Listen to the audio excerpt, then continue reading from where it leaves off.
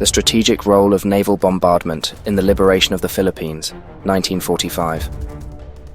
The bombardment and invasion of the Philippine Islands in 1945 were key to dismantling Japan's strategic stronghold in the Pacific. The campaign to liberate the Philippines was driven by the Allied goal to disrupt Japanese control and use the archipelago as a base for further military advances. Retaking the Philippines would sever Japan's supply lines to Southeast Asia and cut off access to vital resources, effectively isolating Japanese forces.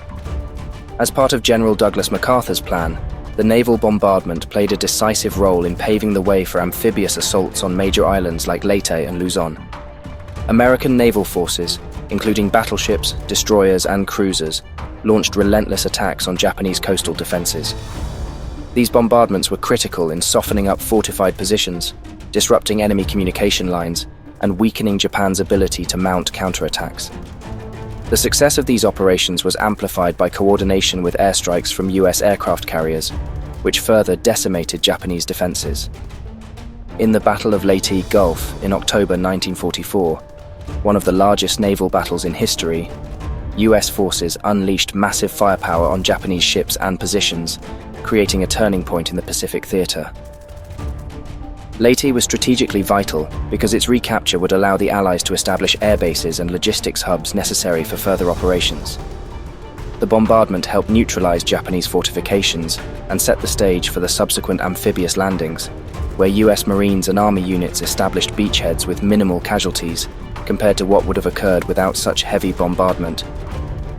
In January 1945, during the landing at Lingayen Gulf on Luzon, naval bombardments again proved crucial. Ships such as the USS Nevada fired their 5/38 guns at Japanese artillery positions, coastal bunkers, and fortified emplacements. The heavy bombardment weakened Japanese defensive positions, enabling the US troops to make a successful landing and push inland. These efforts, combined with the naval operations at sea, demonstrated the tactical importance of coordinated air-sea-ground attacks in the difficult terrain of the Pacific. The Japanese response was fierce, with snipers, landmines, and guerrilla tactics making the fight through the jungles of the Philippines challenging and costly.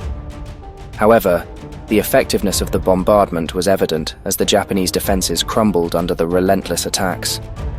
US forces were able to capture key objectives, secure supply lines, and continue their island-hopping strategy toward Japan. The overall success of the Philippine campaign underscored the importance of naval power in modern warfare. The bombardment and amphibious landings in the Philippines were not isolated events, but part of a broader Allied strategy to defeat Japan by seizing control of critical territory.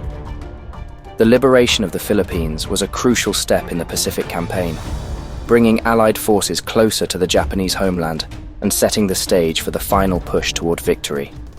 The naval bombardments, in conjunction with ground assaults, decisively turned the tide against Japan in the Pacific War.